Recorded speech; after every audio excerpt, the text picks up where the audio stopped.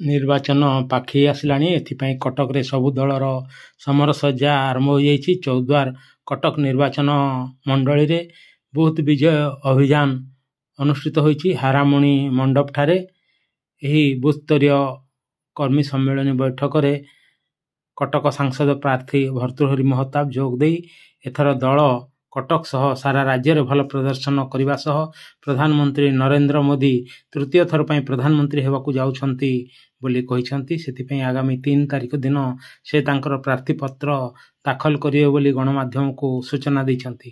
Choudwar Cuttack BJP ବିଧାୟକ ପ୍ରାର୍ଥୀ ନୟନ କିଶୋର ମହାନ୍ତି ପ୍ରଧାନମନ୍ତ୍ରୀଙ୍କ ବିକାଶ ଘରେ ଘରେ ପହଞ୍ଚାଇବାକୁ କର୍ମୀମାନଙ୍କୁ ଅବଗତ କରାଇବା ସହ ବୁଥ୍ ସ୍ତରରୁ ସାଂସଦ ପ୍ରାର୍ଥୀ ଭର୍ତ୍ତୃହରିଙ୍କୁ ଜିତାଇବା ପାଇଁ ଶପଥ ପାଠ କରିଥିଲେ।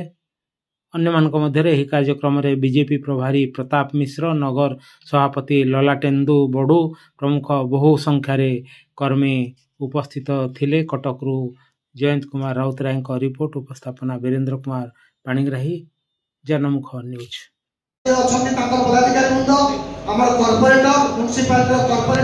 କର୍ତ୍ତାମାନଙ୍କର ବୈଠକ, ଏଥିରେ ବହୁତ ବିଷୟରେ ଚର୍ଚ୍ଚା ହେବ ଏବଂ ଭୋଟର ମାନଙ୍କୁ କିଭଳି ଯୋଗାଯୋଗ କରାଯାଇପାରିବ ସେ ବିଷୟରେ ମଧ୍ୟ ଏଠି ଆଲୋଚନା ହେବ। ତା ସହିତ ବୁଥ୍ ବିଜୟ ଅଭିଯାନ, ବୁଥ୍ ଜିତ ଚୁନାव ଜିତ, ଏ ଯେଉଁ କେନ୍ଦ୍ରର ଯୋଜନା ସେହି ଅନୁପାତରେ ବୁଥ୍ ବିଜୟ ଅଭିଯାନ ଚାଲିଛି ଏବଂ ଚୌଦ୍ୱାର କଟକରେ ବିଜେପି ଏଥର ଭଲ କରିବ। ଆଜ୍ଞା, ଆପଣ କେବେ ନାମ ଦାଖଲ କରୁଛନ୍ତି? ମୁଁ ଶୁକ୍ରବାର କରିବି, 3 ତାରିଖ କରିବି, 3 ତାରିଖ।